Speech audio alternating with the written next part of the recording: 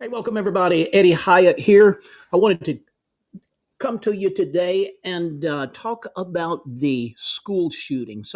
Another tragic school shooting at Apalachee High School in Winder, Georgia. Winder is a relatively small town, about 18,000 people, just east of Atlanta. It's considered part of the Atlanta metro area. We don't have all the facts in yet. The last time I looked at it, they were saying there had been four people, assuming they're students, had been killed, numerous people injured. A person was in custody. They weren't sure if it was a student, but it was a student aged individual, according to the reports. And we can only imagine the trauma, the pain of parents, grandparents, family members, other students who have gone through this. And this is happening all too often in American society. And in a situation like this, there is always a call for more bans and laws against guns. Hey, I believe criminals should not be allowed to have guns. But if you ban all the guns in America, if you pass laws banning guns, who are the only people that's going to have guns? Well, criminals. Criminals, they're not going to they're not going to abide by the law. Law-abiding citizens who respect the law will be the only people who don't have guns. The government and the criminals will be the only ones who have guns. Besides, the issue is not a gun problem. The issue is a moral issue that I want to talk to you about today. The moral issue, the spiritual issue behind these tragic shootings that have become like an epidemic across America. Now, I want to contrast with my own experience. Uh, and my experience in school, I started school. I'm going to guess. I wrote it down. I was thinking this through. I must have started school kindergarten, 1952, in California. Uh, then later, we moved to Oklahoma, continued school in Oklahoma, then in Texas, graduated in Texas, Shakota High School in 1965. In all of those school years, never heard of a school shooting. Such a thing never even entered our minds. And there were as many guns then as there are now, maybe even more. Um, I remember my grandmother gave me a gun for my 14th birthday, a 410 gauge shotgun. Um, Never crossed my mind uh, to take it to school or to even use it against somebody else. Those kinds of things never entered our minds. And not only my generation, but at least one or two, maybe three generations after me. Uh, these sorts of things we never heard of. It never entered our minds. But then suddenly, and I suppose we could trace it back to a starting point, there begins this rash uh, thing of students and school shootings and murderous rampages and so on. What is going on? And I want to tell you that it is a moral issue. And unless we have a moral revival, and a moral revival based on the gospel of Jesus Christ, based on the teachings of Jesus. And by the way, those are the principles on which America was founded. I don't have the book in front of me, but get a copy if you don't have of my book, 1726. Uh, when I was a kid in school, the moral influence, the Christian moral influence was everywhere.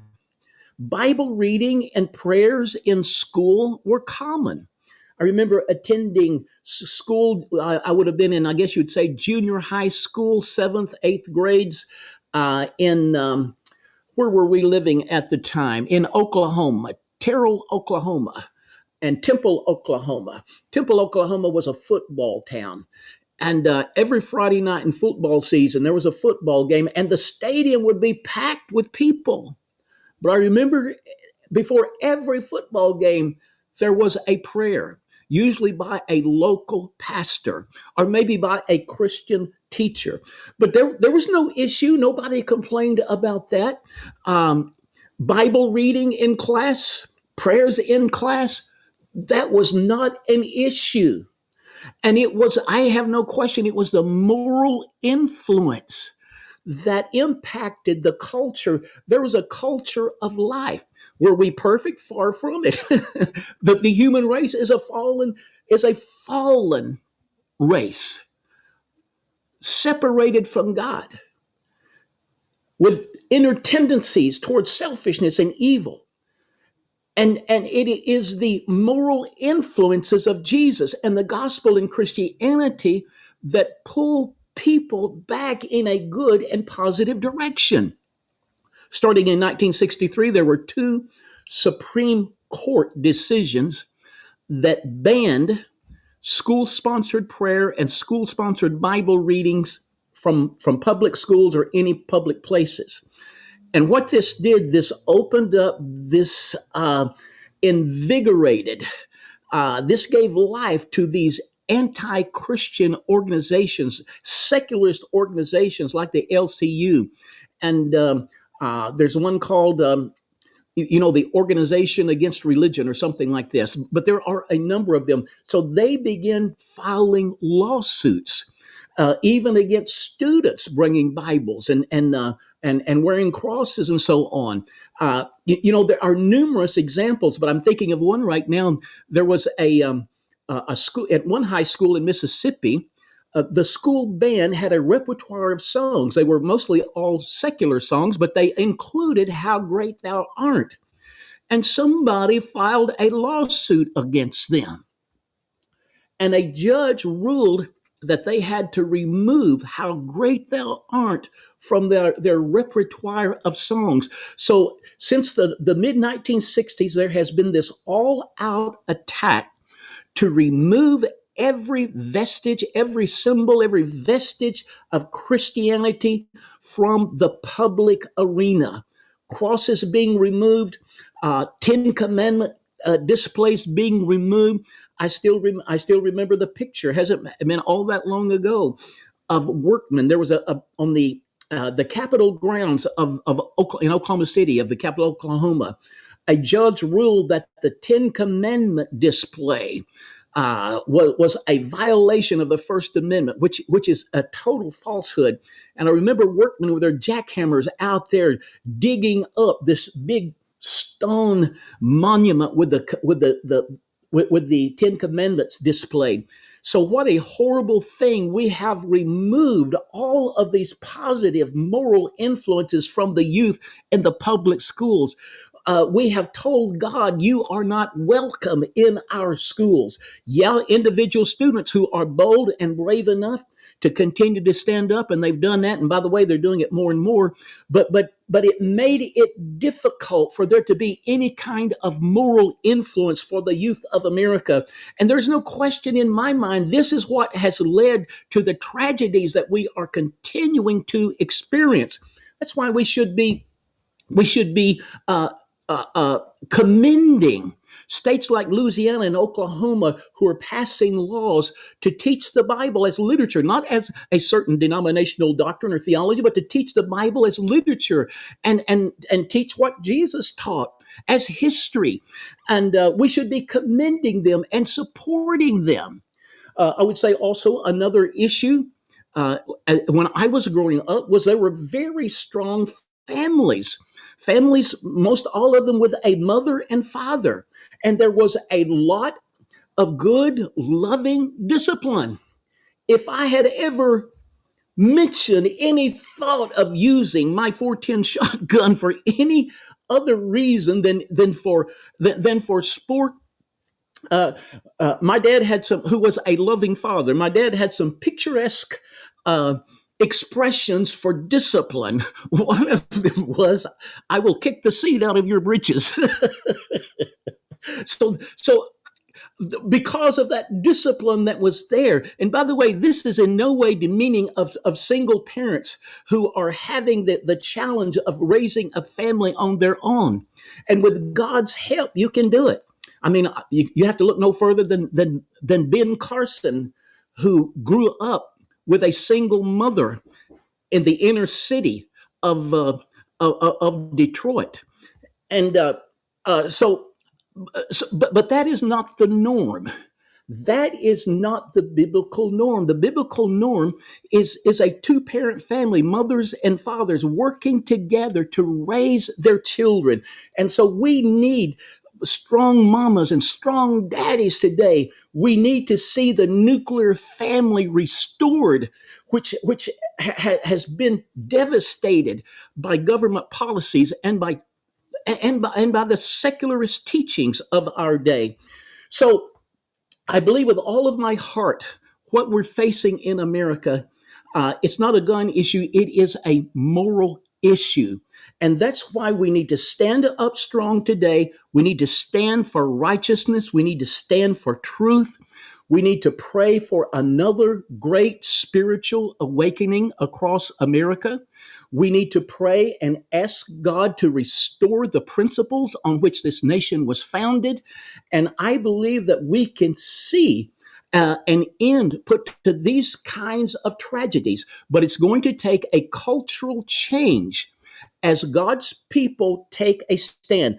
In closing, let me read to you something that God instructed the people of Israel, and showing the importance of keeping positive thoughts and images before them. And he said to them, "And these words which I command you today shall be in your heart. You shall teach them diligently to your children, and shall talk of them when you sit in your house, when you walk by the way, when you lie down, and when you rise up. You shall bind them as a sign on your hand, and they shall be as frontlets between your eyes. You shall write them on the doorpost of your house and your gates." In other words, you're to keep the positive influence of God's words and God's moral law. You're to keep them in front of you and your children continuously, because that will influence them in a right and positive direction. Let me just mention something else I just thought of too. Charlie Rich. Charlie Rich had a TV program from 1991 to 2017, was merely called Charlie Rich. He was by no means a conservative, but I heard him interview a sociologist one time, and I wish I could go back and find this program. But the sociologist had just led a very extensive study on the power of religious symbols, the kind of things the ACLU and the secularist organizations have been removing from schools and public properties. And this sociologist said one of the things they learned the power, that there is great power in religious symbols. And he gave one example that stuck in my mind, I never forgot. He said, "We discovered that a person is less likely to tell a lie if there is a Bible in view, sitting in view of them in the room where they are. That the very presence of that Bible exudes a moral influence, making that person less likely to tell a lie than if the Bible was not there." Folks, we need these positive images. We need the Ten Commandments. We need Bible verses like the teachings of Jesus. Do unto others as you would have them do unto you. Love the Lord your God with all your heart, soul, mind, and strength. Love your neighbor as yourself. Yes, we need a moral revolution in America. And a moral revolution will come as we turn to God with all of our hearts, as the churches in America turn to God with all of their hearts, and they move beyond just with a goal of making people feel good and entertaining people on Sunday morning, but they move towards the goal of truly making disciples, of helping people to become more and more like Jesus, and we can have a moral revolution in America and turn this situation around. Hey, I'm Eddie Hyatt, and you're welcome to follow me on Twitter, friend me on Facebook if you haven't already, and check out my website, eddiehyatt.com. And I will look forward. I'm interested in hearing your comments on this, and I look forward to hearing from you and seeing you next time. God bless you.